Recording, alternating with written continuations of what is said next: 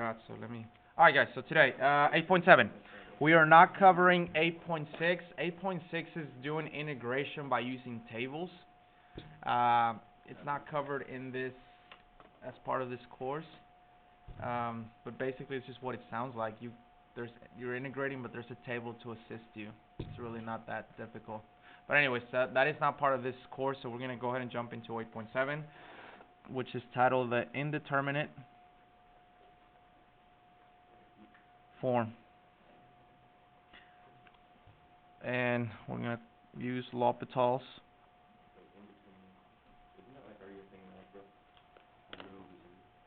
Yeah, 0 over 0. Yep. Alright, so just a little refresher. So let's pretend you have the limit, so we can kind of get back into the rhythm of, as x approaches negative 1, of 2x squared minus 2 over x plus 1. Alright, so you're finding the limit as you're approaching negative 1 of 2x squared minus 2 over x plus 1. Always with any limit, the first thing you should try is just to plug in the value, right? So if you plug in the value, then you get negative 1 plus 1 goes to 0. Right away I can tell there's a problem here, so I should probably stop, but let's go ahead and plug in the negative 1 up top. Negative 1 squared is 1 times 2 is 2 minus 2 is 0. This tells you that this is indeterminate. Now, use some of your skills that you learned like at the beginning of the year. What could you do to try to manipulate this to see if it works? You can use factoring, right? Sweet. So we can rewrite this as 2 times what? X minus 1 times x plus 1. So we kind of took 2 steps at once. Did I lose anyone? Are we good? Because it's going to be 2 times x squared minus 1, right? Which factors out. X plus 1. So we still have the limit as x approaches negative 1. And at that point, you'll notice that those go away. And if you plug in, you get what? Which is negative 4. So the limit does exist, right? As you're approaching negative 1 of that function, you will be approaching the value of negative 4. Cool? Yes? Is there the thing that if you divide by the highest x in the denominator, is that the same thing? We can only do that for infinity. Okay, so that was a good question. So, if you're watching the video, he asked, there was a rule where you can just divide by the highest power like every single term. That's only when you're finding the limit as you're going to infinity, so you cannot use that in this case. Okay? Alright, which then takes us to this. The limit as x approaches to infinity of 3x squared minus 1 over 2x squared plus 1. Okay, so if you could literally plug in infinity, I know it's not possible, but if you could literally plug in infinity, that's just going to get infinitely large. Minus 1 is going to do nothing to that. Agreed? This is going to get infinitely large. Plus 1 is going to do nothing to that. So that will be saying like infinity over infinity. And this is not equal to 1. Okay, we talked about that. Infinity over infinity doesn't mean it's equal to 1. Because I want you to think for a moment, what if this infinity was infinitely bigger than this infinity? Right? You don't know exactly the value. It's an idea. So therefore we have another indeterminate form. Agreed? Does anyone, or actually Kunal kind of helps us out, how do you go about this problem when you're approaching infinity?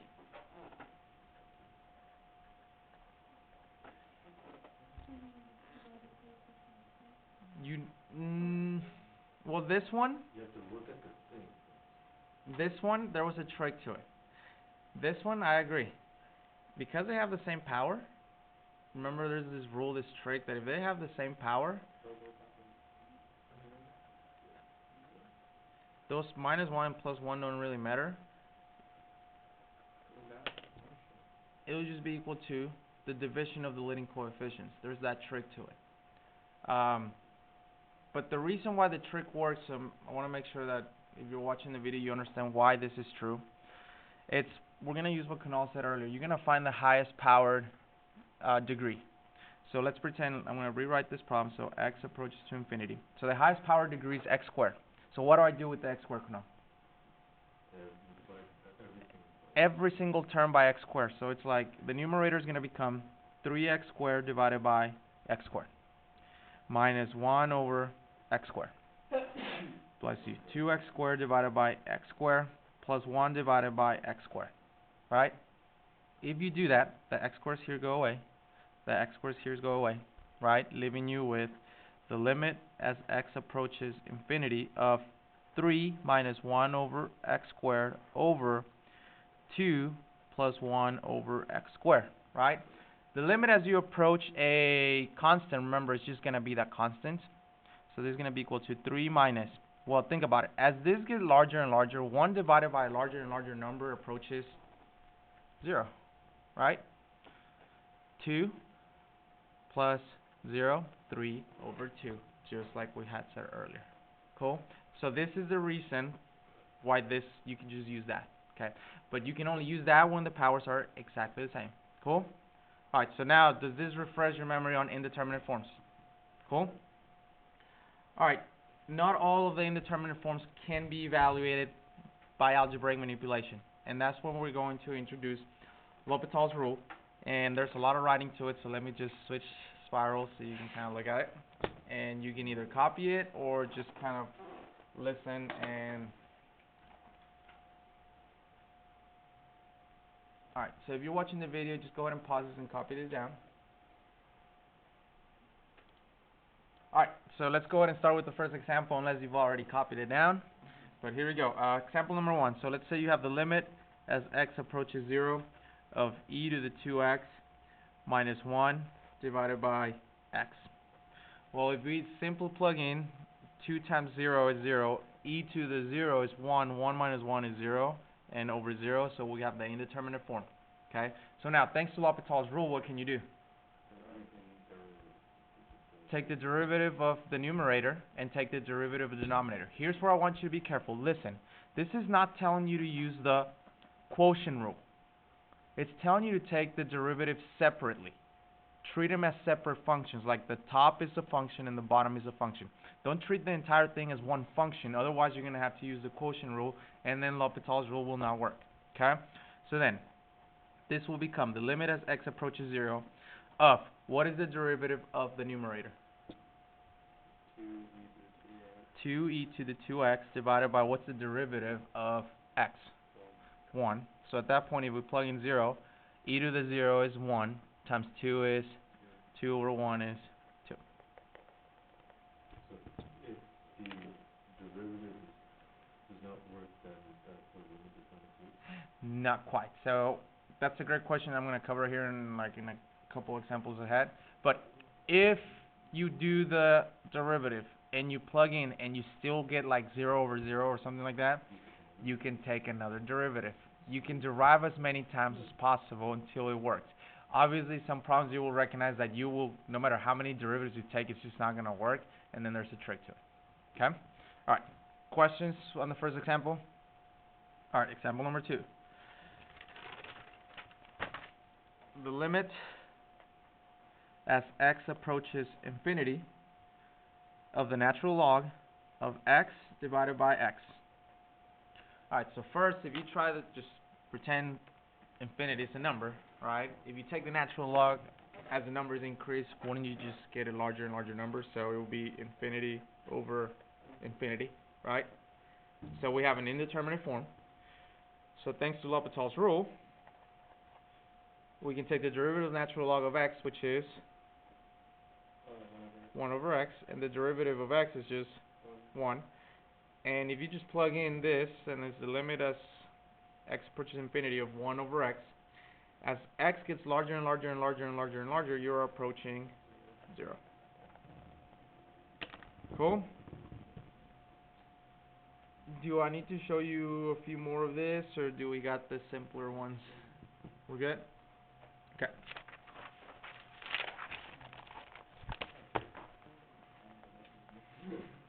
Example number 4. Alright, so actually number 3, since we skipped the other one that I had. Let's say that you have the limit as x approaches infinity of e to the negative x times the square root of x.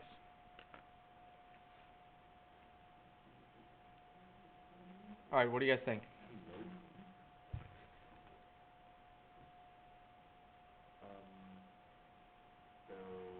So So substitution definitely doesn't work, right? Always just try substitution, because then you would have e to the negative times infinity, right? Indeterminate.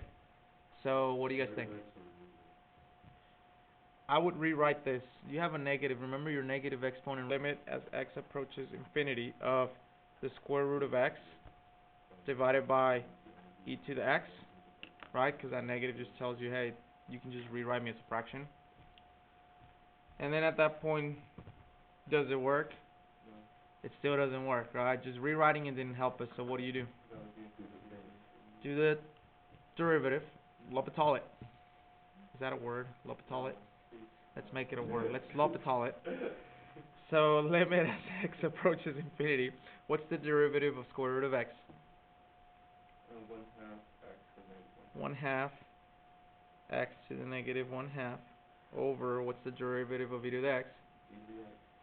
E to the x. Alright, do you think that's going to work? there's only one way to find out.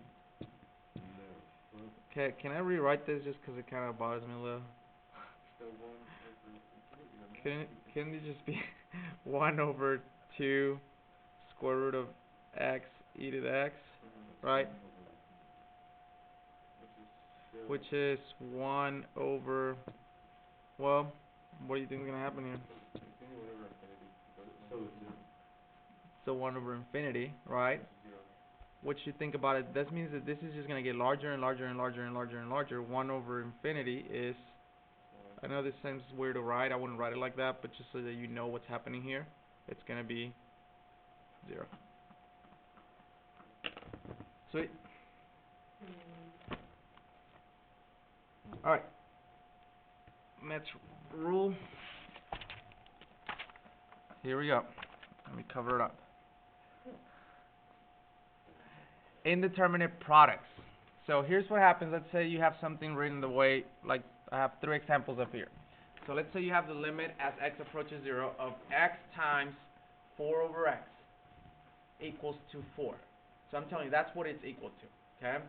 And I'm going to show you how we get those answers, okay? So right now I'm giving you the actual limits with the answers, but I'm going to tell you how we arrived on the answer here in just a moment. But if you think about it, if you plug in 0, that would be like saying 0. And 4 over x, I want you to think. 4 over x, think about the graph of that. Isn't that a rational function that has asymptotes at 0? And aren't you just going to be approaching infinity? If you're going towards 0, aren't you just going to go towards infinity? So do you guys see how I have 0 times infinity, which is just not a thing, right? Okay. This one. The limit as x approaches 0 of x squared times cosecant of x equals to 0.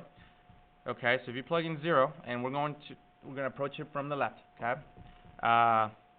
0 squared is 0. Now, do you remember what cosecant looks like graphed? It's a bunch of asymptotes, agreed? Yep, so you typically graph which function to help you set up all your asymptotes?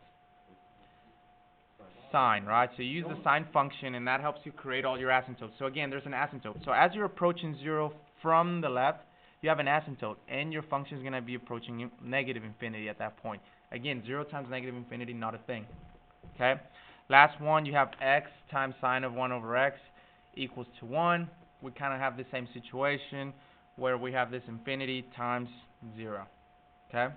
Because think about it, well, obviously the infinity, you see how you get that from, but 1 over infinity is like 0, and the sine of 0 is 0, right? Anyways, what you want to do, here's what's happening. Do you notice how you have a function times a function, right? That's what's happening in all 3 examples. We want to rewrite them as f of 1 divided by g, or g of 1 over 1 divided by f. In other words, what am I asking you to do? Turn it into a fraction. Without changing it, you can turn it into a fraction. And then once you have it as a fraction, you can use L'Hopital's rule. So the key here is that I want you to recognize that L'Hopital's rule will only work if you have a fraction. Okay? You cannot just take the derivative of this and take the derivative of that separately and just call it L'Hopital's rule. Okay? It has to be in the form of a numerator and a denominator. Okay? Only then you can L'Hopital it. Okay? Alright, so let's try the first example. So, example number 4. So let's pretend you have the limit as x approaches 0. And we're going to try the ones that we had up front, so like up top, so I can show you where and how. So that one, we already know that the answer is what? 4, right? Okay. How can you rewrite this such that you have a fraction, but you don't change the problem at all? Like, you don't change the fact that it's x times 4 over x.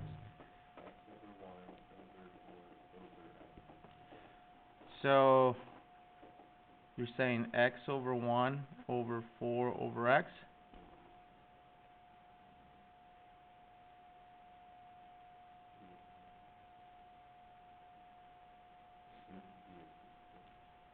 Well, think about it. Will that be changing the problem? That would. Think about it. Because then this becomes x over 1 times what? X over 4, which gives you x squared over 4. And I can tell you that that's definitely not that, right? Okay, so then you got to actually think about what you're going to put over what, right? So this wouldn't work, right? Do you guys agree? Okay, sorry. Good try, Jack. So instead of doing... Okay, just a new page. Could I, instead of doing the x over 1, can I keep the 4 over x? Right? Would you just do x? What's that? Would you just do x? I know, but I'm trying to show you how to use L'Hopital's. Like, I'm trying to use something simple. Yes, the x's cancel out. Do you guys see that? Like, it's just a constant. It's just 4. Yeah, we saw that. Okay, what if we use L'Hopital's, though? 4 over x divided by what? 1 over x. Agreed? Which then becomes the limit as x approaches 0 of 4 x over x, right? Which is the same thing. Agreed? Whoa, they cancel out. Keep, change, flip, right? And if we use L'Hopital's rule, I mean, you can just, like, if you plug it in right now, you get 0 over 0, right? But if you apply L'Hopital's rule, 4 over 1 equals to 4. Look at that. Wow. Wow. Didn't see that coming. So unexpected. Alright.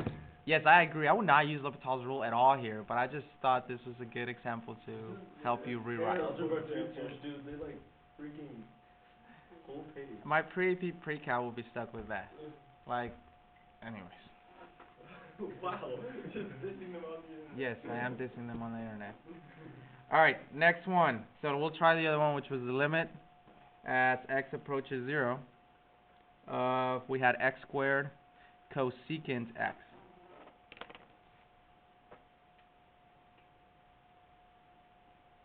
Is there a way that I can rewrite that as a fraction? X squared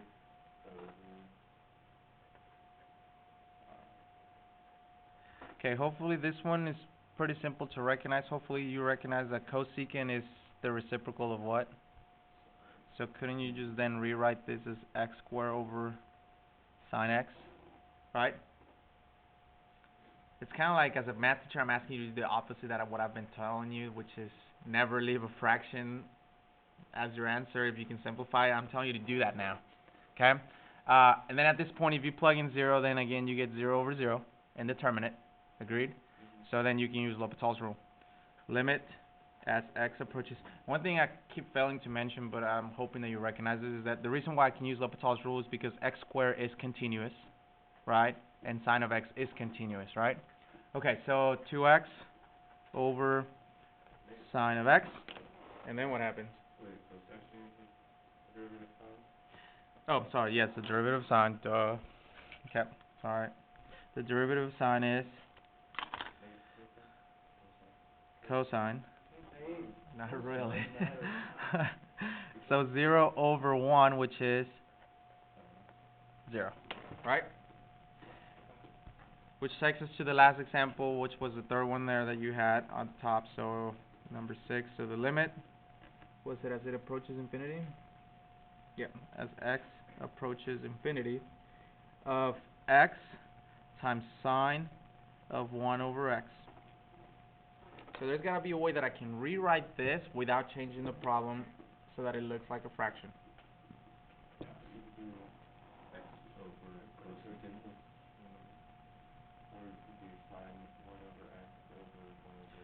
Sine 1 over x over what? 1 over x. Right?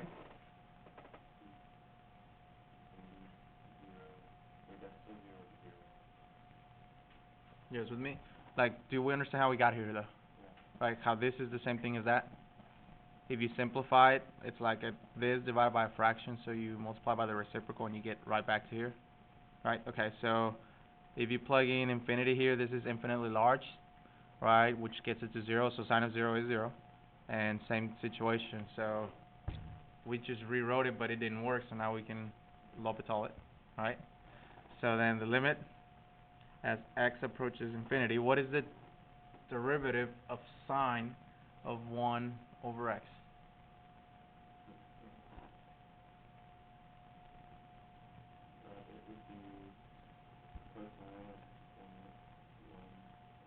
So it's the cosine of 1 over x times the derivative, so it's the chain rule, right? The derivative of the inside function. So what's the derivative of 1 over x? So it's like the quotient rule. So try it. You can either write it or should I write it so you guys kind of remember? Okay, so it's what do I do first with the quotient rule?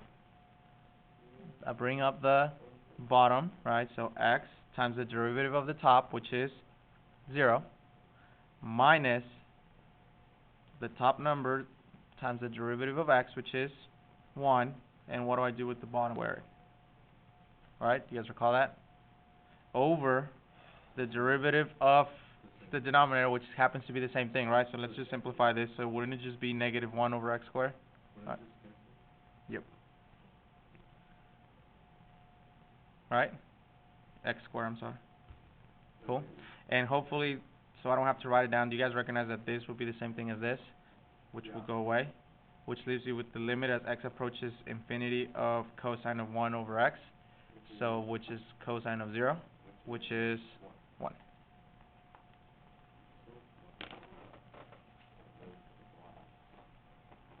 Cool. And we're on down to our last topic of the day, which is the following. What if you have the following indeterminate powers? So now it's like you have 1 to the power of infinity. That's not possible. 0 to the power of 0, again, not possible. Or infinity to a power of 0. Okay, so if you run to those scenarios, we can do the following. First, you are going to, I forgot one step, so let me write it here. Yeah, 0 to 0. You are going to rewrite as a function of y. Then you're going to take the natural log of both sides, and then you're going to rewrite in exponential form. So hopefully you remember how to turn a logarithm into exponential and back and so forth. Okay? So write that down, and then I'll show you here on this example, and then I'll let you try some on your own. Okay?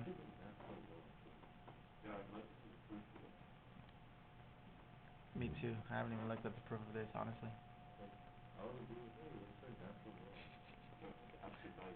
Hey, let's just take the absolute value. Makes sense. Okay.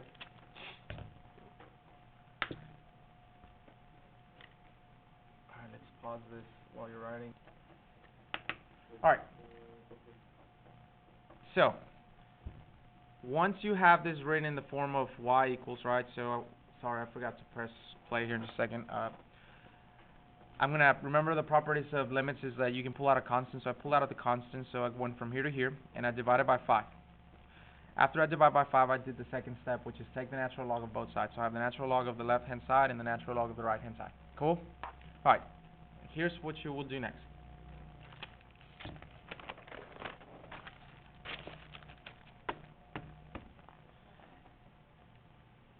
once you have the natural log of both sides, we can take the limit of the entire natural log function. So it's like you're bringing the natural log within this function. Okay, so it's like you're bringing it back in. And then we're going to use some of our properties of logarithms.